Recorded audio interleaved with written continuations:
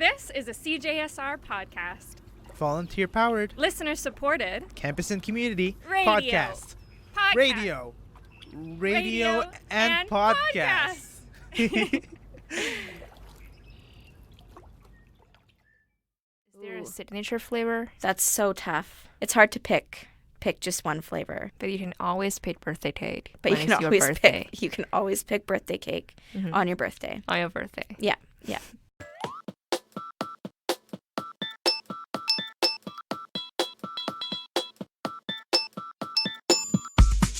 I'm Melania Antoshko, And I'm Sophia Yang.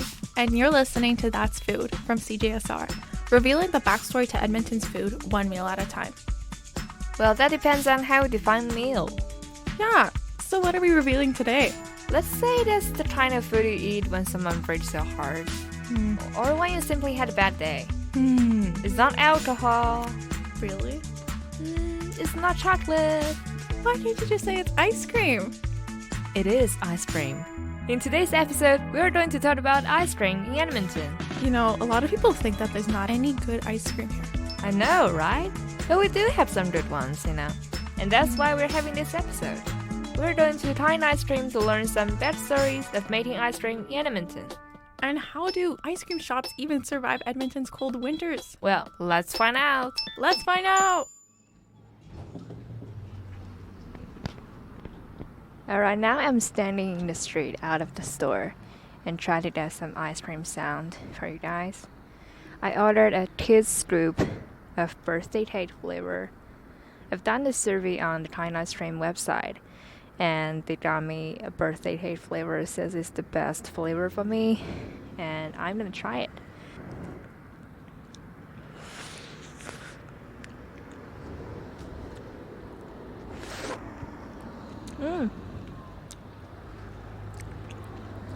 Yeah, I have to say it's freezing out there, but this ice cream tastes so great.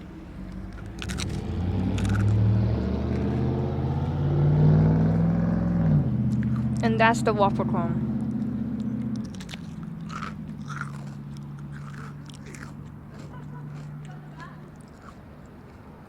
They made this waffle cone right in front of you in the counter, so you can see the waffle maker steaming. And you can smell the waffle in front of you.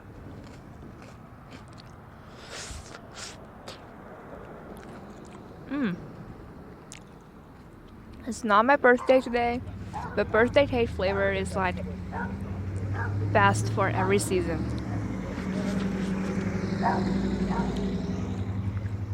I actually have this birthday cake flavor. Birthday flavor every single day.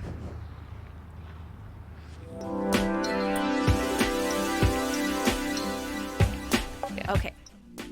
Just go for it. Yeah, I'm Paula Shyba. I'm one of the owners of Kind Ice Cream. that's short. Yeah. What else is there to say? We're going to know more about you during this interview. Exactly. So what is one winter memory in Edmonton that, let's say, affects you the most? Well, I grew up in Calgary, so I'm very familiar with living in a cold weather city. But having lived in Edmonton for less time, just for the last 10 years, Edmonton is even colder.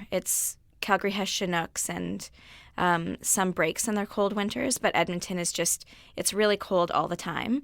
And so one thing that really strikes me about winter in Edmonton is just it takes a lot of effort to get out there and be active in your community in the wintertime.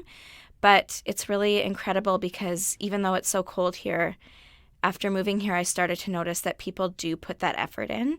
There are lots of amazing events in the wintertime that planners put a lot of effort into making enticing for people to enjoy. So a lot of the events are outdoors. And yeah, people I think they know that for their own sanity, they need to be out there and involved in their community in the wintertime. And it takes a little bit of extra effort because it is so cold, but people here in Edmonton are willing to do that. So that's what winter in Edmonton is. It's making it happen, getting out there and still living your life, because if you don't, you'll lose your mind. So since we're doing a podcast episode here, and it's impossible for the audiences to see what's going on in the shop. Sure. I may need you to describe things about your shop. Sure. What can people expect when they first walk into the shop? So Kind is located in Ritchie, and we're in a fairly small strip mall. Our shop is not big, but it's cozy. So you walk in. We have our front of house area. So we have a beautiful kind of teal green bench that was created for us by Eldrick Interiors. He's a local upholsterer, and he does incredible work at a lot of great restaurants and establishments. So he did this beautiful long L-shaped bench for us with horizontal fluting, so it has kind of a retro feel to it. We have a neon sign that says "Be kind, babies" right over the bench. By Kurt Vonnegut. Exactly, yeah. It's kind of an adaptation of a Kurt Vonnegut quote. And I think just such a good message. It's so simple, just be kind, babies. We have a takeaway pint freezer, and then we've got our counter, and that's where all of the magic happens. So behind the counter we have what's called a dipping cabinet. So that's where we scoop our ice cream from. It keeps the ice cream at a temperature that's a little bit warmer than a standard freezer so that it's perfectly scoopable. We have other freezers in the back for storing our ice cream, but when it's up in the dipping cabinet, it's a little bit more scoopable. And then we have our waffle cone station, so that's where we have our team rolling waffle cones all day long and keeping our waffle cones. So it's a pretty tight little space, but that's how we like it. We're happy to have a smaller shop, and it really has a great energy in the summer and the winter time. And it feels safe. And it feels safe, yeah. Exactly. People like gathering around in the corner of the ice cream shop and sharing ice cream. Yeah, exactly. Yeah, and it's a great place to meet. Like there are no intimate corners that you can tuck yourself away. Yeah. But it's really social and it's fun, and we play great music. We have really quirky, incredible staff, and everybody has their own unique taste in music, and so you walk in and you don't know what you're going to hear, but it's always good music. So yeah, it's just got a great energy. Yeah, exactly. Yeah, and that's all we ever dreamed of.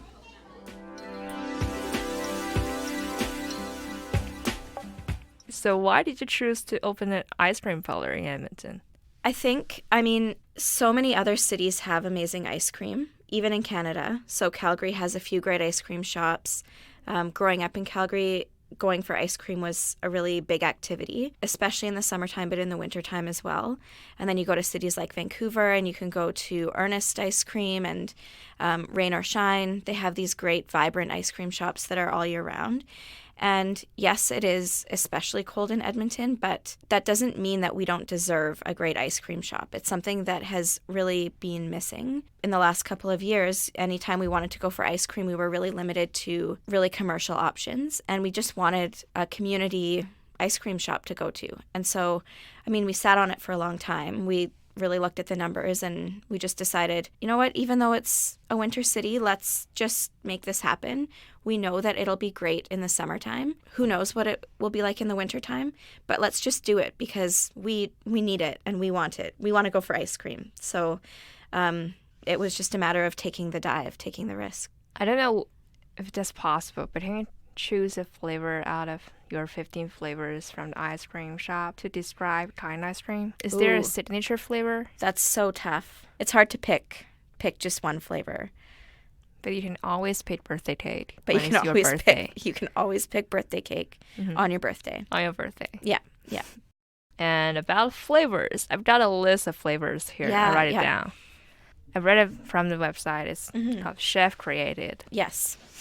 Do you actually have a chef for ice cream flavors? We actually do. So, and not only a chef, but a really, really incredible chef. So we, in the lead up to opening, we consulted with a good friend of ours who also, I think, happens to be one of the greatest chefs in Edmonton. His name is Shale McDonald.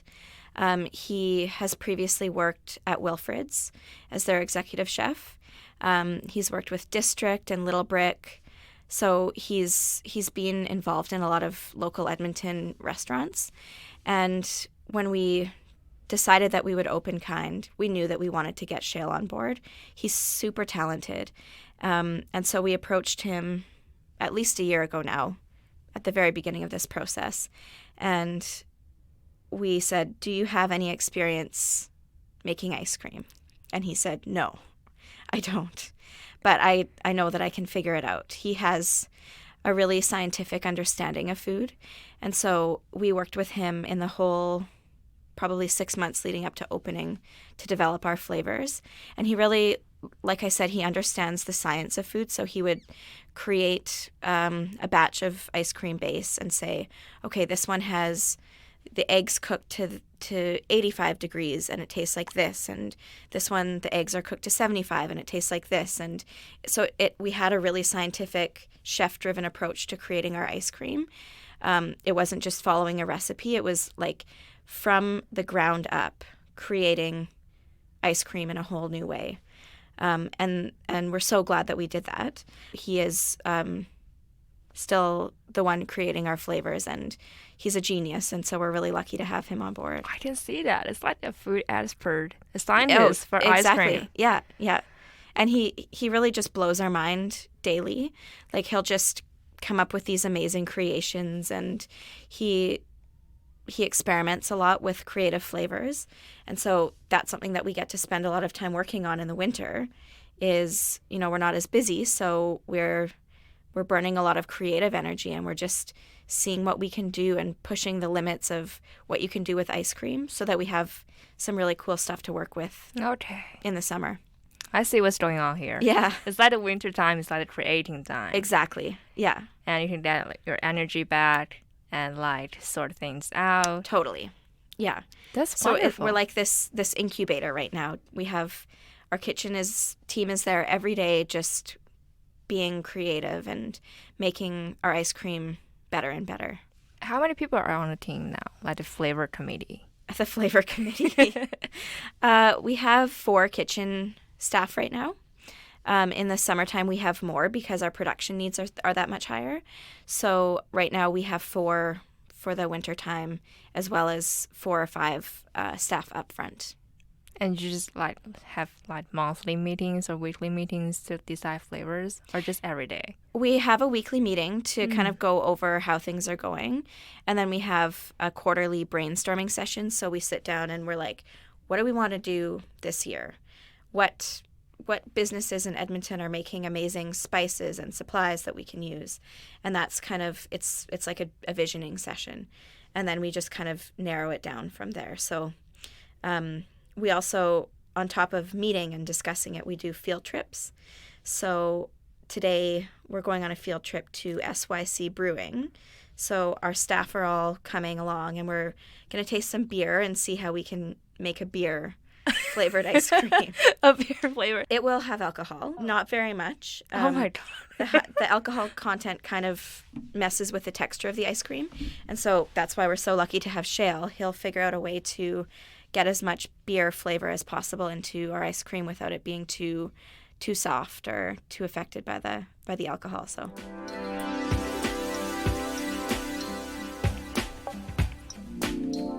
yeah, we've talked about the selection of flavors. And what other kind of background information or skills you've learned through having this ice cream parlor?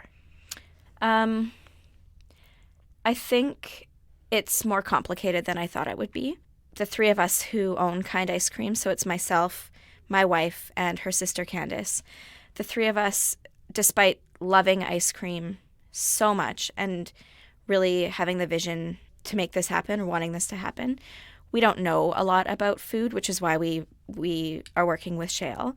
And so we kind of just assumed it was as easy as create a great base and then just add in whatever you want. And it's simple. Like marble slab, that's kind of what they do, right? They chop up candy bars and mix it all together, and there's your ice cream, and it's delicious. But because we wanted to do more creative flavors like olive oil, there is more of a science behind it than we thought.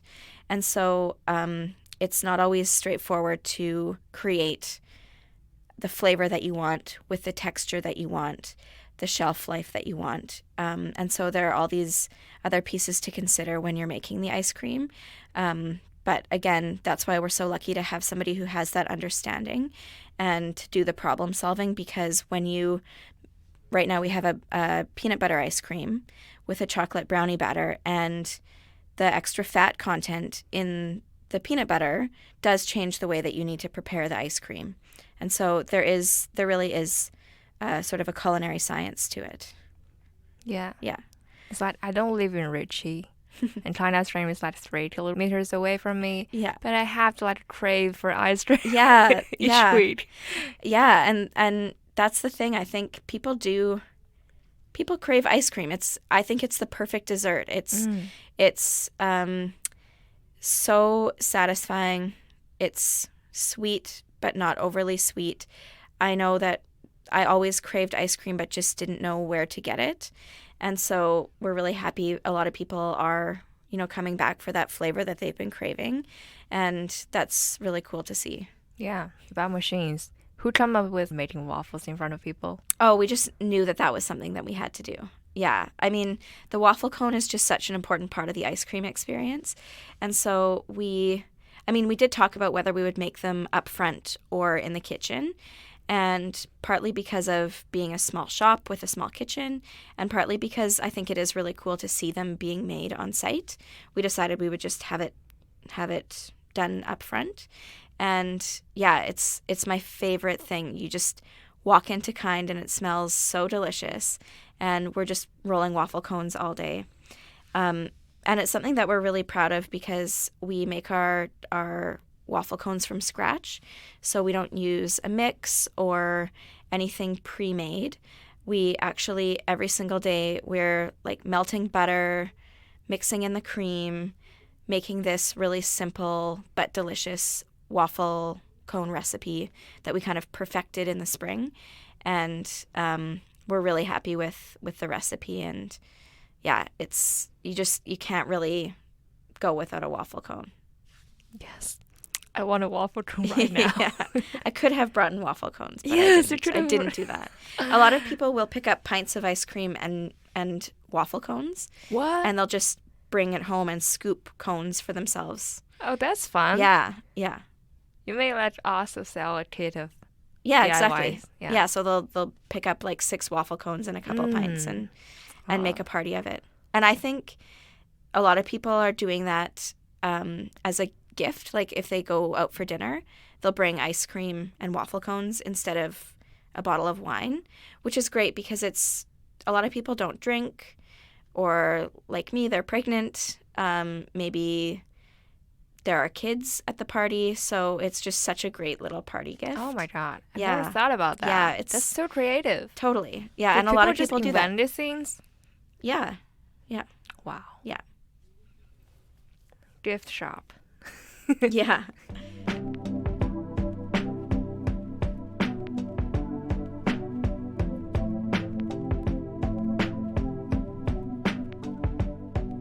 Yeah, so I mean, at the end of the day, it's been such an incredible experience.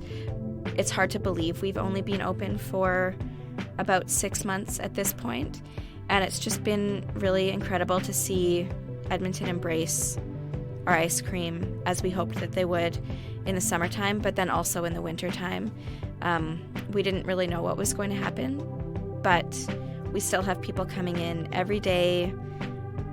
They're picking up lots of pints of ice cream, coming for dates, and so we've been really thrilled to see that it was in fact needed here in Edmonton, and it is something that can succeed year-round, even though our city is so cold, and we don't need to close for the winter. We can be around and use the time to be creative and build on what we'll be doing for next year. And it's just really cool that Edmonton is ready to embrace winter in the way that we are.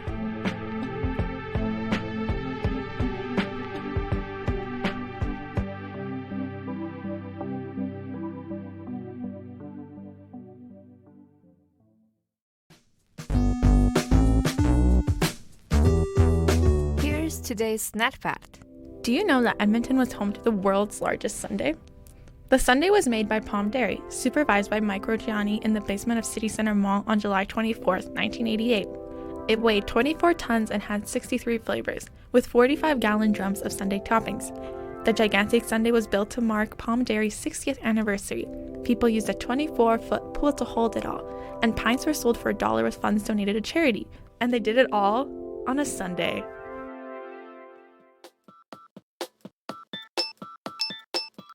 And that's it for this episode of That's Food. Today's episode was produced by me, Sophia Yang, with help from Melania and Tashto. Our music is by Doug Hoyer. You can find all of our episodes on Apple Podcasts and Spotify, and on our website, that'sfood.transistor.fm. You can contact us at that'sfood@cgsr.com. We are That's Food CGSR on Facebook and on Instagram. That's Food is produced at CGSR in Edmonton on Treaty 6 territory. But is it food? That's food. That's food. That's food. That's